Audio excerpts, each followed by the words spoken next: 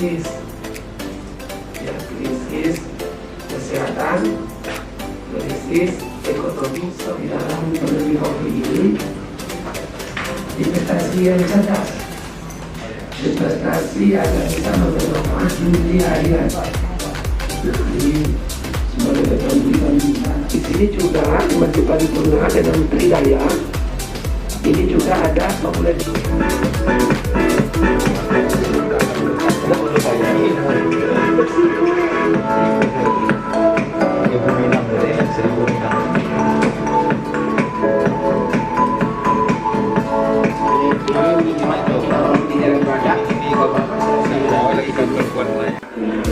Badan Wakaf Indonesia Kota Pekanbaru menghadirkan model pengelolaan perwakafan produktif melalui sentral ekonomi berbasis wakaf.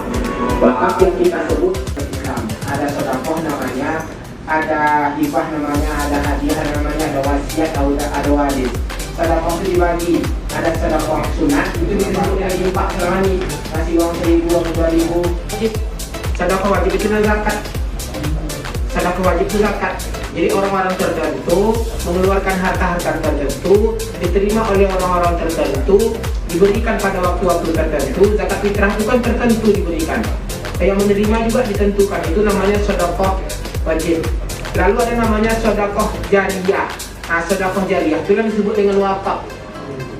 Jadi saya sebagai ketua Basnas sebenarnya adalah orang yang berkewajiban untuk mengelola sedekah wajib zakat.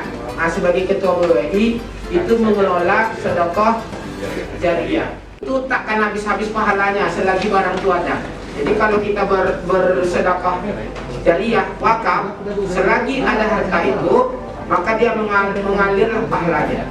Maka sedekah jariyah itu mesti harta yang diberikan itu yang tahan lama. Buah-buahan itu wakafkan dalam bentuk uang. Nah, itu bisa. Tapi kalau sedekah sunat bisa dengan buah-buahan, karena bisa habis sebentar. Itu sedekah sunat, sedekah wajib, dan sedekah jariyah. Kayak begini itu ada ketentuannya. Sedangkan sedekah jariyah tidak ada ketentuannya, siapa saja bisa, mau yang miskin, mau yang kaya, bisa saja, sedikit banyak tidak ada masalah. Itu disebut dengan sedekah jariyah dan pahalanya sampai hari kiamat mengalir. Kenapa?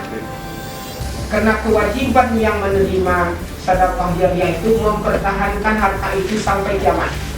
Jadi kalau ada orang yang berwakaf, kami di Kota Pekanbaru rapat apa yang kita lakukan untuk memproduktifkan harta wakaf ini. Karena Kota Pekanbaru ini adalah kurang, itu tanggung jawab nazir, dan itu diminta pertanggungjawabannya di akhirat. Beda dengan zakat. Adik, kalau zakat kita terima, kita tidak boleh mempernak 8 dan tak boleh ditunda-tunda sebenarnya. Nah, cuman di peraturan Basnas itu diberi waktu setahun. Jadi kalau terima uang di Basnas wajib mendistribusikannya selambat-lambatnya setahun. Jadi kalau kita terima 7 miliar setahun, 7 miliar itu harus habis dalam tahun itu. Jadi Pak Wali, saya sudah kirimkan tadi data ke WA Pak Wali. Untuk tahun ini kita sudah mendistribusikan untuk penerima zakat itu lebih kurang 7.000. Kedai itu syaratnya memang begini, mereka tidak termasuk kategori orang kaya, dia masuk kategori kurang berdaya. Kedai harus milik dia, punya tempatnya, kedai memproduktifkannya. Jadi kalau ada nazir diberikan harta wakaf tidak memproduktifkannya, nazir itu salah. Saya beberapa kali ditawarkan harta wakaf oleh orang pada saya menolaknya. Ada yang mewakafkan 2-3 hektar tanah ke saya, Pak, ini saya wakafkan Bapak, tolong dibangun sekolah di atas itu. Saya menolak, karena saya tidak mampu nanti memproduktifkannya.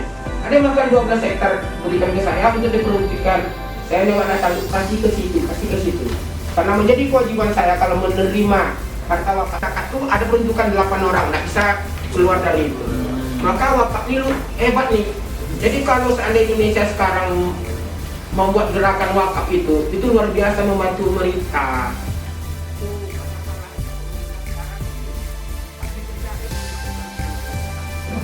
Maksud saya itu, jadi wakaf ini berbeda dengan kawan-kawan pengelola wakaf yang lain. Kalau kawan-kawan lain pengelola wakafnya buat rumah sakit, buat sekolah, itu mungkin diperlukan di situ. Jadi kalau ada orang buat sekolah di kabupaten lain, karena memang sekolahnya kurang, kan baru sekolahnya banyak, mau buat rumah sakit, seberapa betul kami mampu buat rumah sakit, karena rumah sakit hebat-hebat dan besar-besar.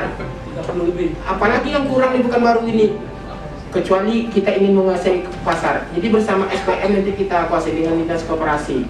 Saya di tempat-tempat strategis, walaupun tanahnya tidak terlalu luas. Lalu kalau nanti tanah itu ada, apa yang paling cepat memberikan penghasilan atau produktivitasnya tinggi? Nah, mungkin perkebunan di situ. Tanah sedikit, paling berapa meter? 20 kali 30 berapa? Apa yang paling produktif di tempat yang strategis itu? Tanah itu tidak boleh dijual, tidak boleh dihibahkan, harus diproduktifkan.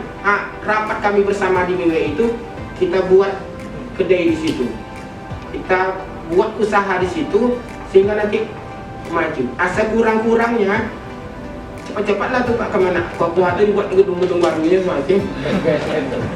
Tak mesti belajar. Itu nanti dikelola secara profesional dan harus beruntung.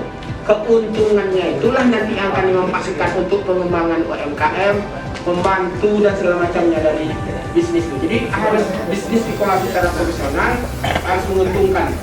Berbeda dengan koperasi. Assalamualaikum warahmatullahi wabarakatuh.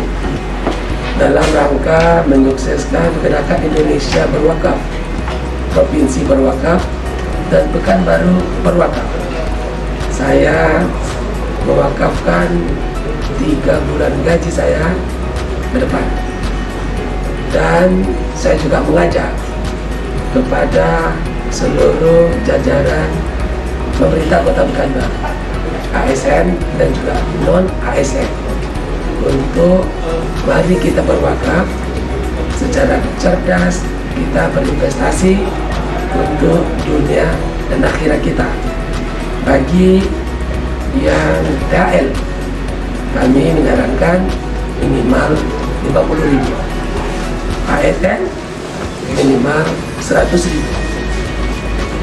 Kita menanam kebaikan bagi pada masyarakat serta berwakaf di tengah kesulitan ini akan mendapatkan imbalan yang lebih besar dari Allah Subhanahu wa Ta'ala. Wakaf Anda, investasi akhirat Anda yang akan membawa Anda ke surga. Terima kasih. Assalamualaikum warahmatullahi wabarakatuh.